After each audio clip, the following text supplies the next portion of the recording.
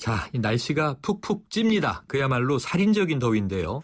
서울을 비롯한 전국 대부분 지방에 폭염특보, 여기 이제 경보와 주의보가 있는데요. 다 발령된 상태입니다. 온열 환자가 늘고 있을 뿐만 아니라 더위를 이기지 못한 가축은 집단 폐사했습니다. 역시 농작물 피해도 큽니다. 언제까지 이렇게 더울까요? 한국기상산업진흥원 김승배 홍보실장 연결해서 날씨 소식 들어보겠습니다. 실장님 안녕하세요. 네, 안녕하십니까? 왜 이렇게 더운 겁니까? 이제 여름이기 때문에 더운 건데요. 네. 그 여름 내에서도 이제 구름이 좀 끼었느냐, 맑은 날이 이어지느냐에 따라서 기온이 하루에도 2, 3도 차이가 나는데요. 네. 우리나라가 지금 늘 여름이면 영향을 받는 북태평양 고기압이라고 하는 고온다습한 공기가 네. 우리나라 상층에 지금 덮여 있는 상태이기 때문에 날씨가 맑은 날씨가 이어지고 거기에다가 햇빛에 의해서 불을 때는 격이 되니까 공기 자체가 습하고 따뜻한 공기에다가 강한 일사에 의해서 기온이 높은 상태를 유지하고 있습니다. 네, 그렇군요. 자, 그렇다면요. 올 여름 이 무더위, 폭염 언제까지 더울까요? 네, 지금 최근 의성에 38.7도까지 올라가서 39도까지 이제 올라간 격인데, 네. 1년 중에 가장 높은 피크 정점에 있다고 봅니다. 네. 12일 날, 말복인 12일 날 전국적으로 비가 오면서 이제 한풀 꺾일 텐데요. 그 이후에는, 이렇게 막 37, 8도까지 올라가는 이런 무더위는, 그칠 것으로 보입니다. 그러나 네. 통상 9월 상순까지는 우리나라 낮 기온이 30도 넘나드는 그런 무더운 날씨는 계속 이어지거든요. 네. 따라서 가장 높은 이 피크가 지금 피크를 지나고 있는 시점이라고 봅니다. 네. 그러면은 이 작년에도 이렇게 더웠나 싶은데요. 올해가 더 덥지 않나 하는 느낌이고요. 이 정도 네. 더위면 기상 관측일에 어느 정도 더운 거예요? 네, 우리나라의 가장 높았던 기온이 1942년에 8월 1일 대구에서 나타난 40도. 네. 자, 이거보다 높은 거는 아직 나오진 않고 있는데요. 네. 약 20년 전인 1994년 여름에 오랫동안 그 무더위가 이어지면서 그때 각 지방마다 그 지역의 가장 높은 기온을 그해 깬 지역이 많은데 네. 올해 이제 그 94년 여름처럼 그런 무더운 날씨는 아니라고 보고요. 예. 작년과 비교해서 수치는 작년에 가장 무더웠던 곳이 밀양에 7월 31일 37.9도였는데 올해는 이제 38.7도로 의성에서 나타났거든요. 네. 그 0.8도가 높았다고 그래서 올해가 작년보다 유난히 덥다 이렇게 말할 수는 없겠고요. 통상 우리나라에 나타나는 여름철 그런 무더운 날씨 보이고 있다고 봅니다. 그렇군요. 지금 피크를 지나고 있다 그러셨는데 더위가 이렇게 계속될 때 이 해가 져도 열대야가 계속되잖아요. 네. 그럼 열대야 현상은 언제까지 가겠습니까?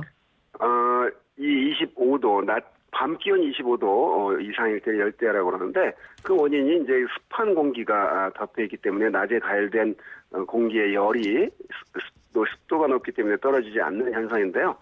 1, 2도 24도면 열대야고 6도면 열대야고 이제 이런 얘기인데 그게 1, 2도 낮고 높고를 떠나서 아까 말씀드렸듯이 12일 날 전국적으로 비가 내리면서 이 밤 기온이 25도 이상인 그런 열대야도 주춤할 것으로 보입니다. 네. 따라서 한 다음 주 중반 이후부터는 이 정도 수준의 지긋지긋한 이 무더위는 꺾일 것으로 전망을 하고 있습니다. 그렇군요. 그럼 이 8월에 혹시 태풍 소식은 없습니까?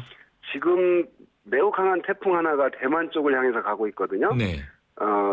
굉장히 매우 강한 태풍인데 이게 지금 13호인데 그 뒤에 그 태풍이 발달할 수 있는 그런 비구름들, 그 구름 덩어리들 보이긴 하는데 이 13호가 지금 대만 지나서 중국으로 약해질 것으로 보이고요. 네. 통상 우리나라가 8월부터 9월 사이가 태풍이 발생해서 오는 빈도가 높은 때인데 네. 8월 한 달에 앞으로 몇 개가 더 생긴다 이런 식의 전망은 불가능하지만 네. 앞으로 여름철 전체 한두 개 정도의 태풍이 우리나라에 영향을 줄 가능성은 여전히 남아 있습니다. 네. 특히 1년 중 가장 바닷물의 온도가 높은 9월이 되면 이때 발생한 태풍은 더 강한 태풍이 발생할 수 있거든요. 태풍의 에너지원은 따뜻한 바다로부터 공급되는 따뜻한 수증기이기 때문에 이제 앞으로 발생하는 그런 태풍이 우리나라까지 접근하면 더 강력한 태풍이 발생할 가능성은 여전히 남아 있습니다. 네, 실장님 오늘 말씀 감사합니다. 네, 고맙습니다. 지금까지 한국기상산업진흥원 김승배 홍보실장이었습니다. 자, 연일 폭염으로 힘들고 지친 하루하루 보내고 계실 텐데요. 이럴 때일수록 제일 중요한 건 건강관리죠. 자, 세브란스병원 가정의학과의 동재준 교수 연결해서 더위를 건강하게 나는 법 좀 알아보도록 하겠습니다. 교수님 안녕하십니까? 네, 안녕하십니까? 네, 이렇게 더울 때 가장 유의해야 할 점은 뭔가요? 햇빛을 피할 수 있는 그늘, 그리고 충분한 수분 섭취, 그리고 환기가 잘 되는 거 3가지 정도가 특별히 중요할 것 같습니다. 네. 예. 그러면은 65세, 예. 네네네, 말씀하세요. 65세 이상 노약자나 뭐 어린아이들이 특히 더 더위에 취약하기 때문에 이런 분들이 더 주의하셔야 될 것 같습니다. 네, 자, 시원한 그늘, 충분한 수분 섭취, 환기 이 3가지 강조해 주셨고 노약자가 좀 위험하다. 자, 폭염으로 지금 사망자들도 발생하고 있는 상황이죠. 네, 그렇습니다. 어떤 그 이유로 이렇게 사망에 이르게 되는 건가요? 주로 이제 사망하시는 경우들을 많이 보면 연세가 많으신 분들, 주로 65세 이상, 그리고 혹은 당뇨나 폐질환, 간질환 있으신 분들이 또 취약하시고요. 네. 더위에 노출된 상태로 장시간 야외 작업을 하셔야 되는 분들이 또 위험하십니다. 그렇군요. 자, 그렇다면요. 이 얼핏 생각하기에 이 뜨겁고 더우면 땀을 많이 흘리게 되더라고요. 저도 오늘 땀을 굉장히 많이 흘렸는데 이 몸 안에 수분이 부족할 테니까 이것을 보충해 주는 게 수분 섭취겠죠? 네. 그러면 특히 어떤 분들이 좀 수분 섭취에 신경을 쓰셔야 될까요? 야외 작업하시는 분들이 특히 더 중요한데요. 네. 그런 분들은 15분마다 한 번씩 목이 마른 느낌이 없어도 자주 드셔주시는 것이 좋고요. 네. 하지만 주의하셔야 되는 분들은 당뇨나 간질환, 신장질환 있으신 분들은 네. 수분 제한이 필요한 경우가 있어서 이 경우에 미리 의사 선생님이랑 상의하고 물을 드셔야 될 것 같습니다. 네, 알겠습니다. 그렇다면요, 이 직접적으로 이 야외 활동하는 분들 15분마다 갈증이 나지 않아도 물을 마셔라 이렇게 말씀 주셨는데 또 수분 보충에 좀 도움이 될 좋은 음식들은 어떤 게 있습니까? 음식도 괜찮고 보통 이제 뭐 여름에 많이 드시는 수박 같은 것들이 이제 도움이 될 수 있고요. 네. 토마토나 오이 같은 거 많이 찾으시게 되는데 그것도 네. 도움이 될 수 있습니다. 물로 섭취하시려고 하면은 우리가 흔히 먹는 스포츠 음료나 이온 음료 같은 게 도움이 되는데요. 다만 당뇨 환자분들은 이런 걸 많이 드시면 당이 올라갈 수 있으니까 좀 네. 주의하셔야 될 것 같습니다. 그렇군요. 그럼 갈증 해소에는 지금 말씀하신 당뇨가 특별히 없다면 이온 음료나 스포츠 음료도 도움이 된다 말씀을 주셨습니다. 네. 자, 그리고요. 한 가지는 오늘 이제 불금인데요. 이 저녁에는 꼭 물이 아니라 시원한 맥주 생각 떠올리는 분들 많으셔서 치맥도 많이 먹고 이 맥주 오늘 많이 드실 것 같은데 이 맥주도 수분 보충에 도움이 됩니까? 사실 이제 더위가 있으면 맥주를 많이 찾으시는데요. 네. 근데 맥주 자체는 알코올이 안에 들어있기 때문에 술 드시면 보통 다들 이제 열감 많이 느끼시지 않으십니까? 맞습니다. 예, 그래서 실제로 맥주를 드시면 체온이 올라가거나 더운 것이 사실이고요. 예, 그리고 알코올 자체가 이제 분해되는 과정에서 물을 소모하기 때문에 오히려 이제 수분을 빼앗기게 됩니다. 네.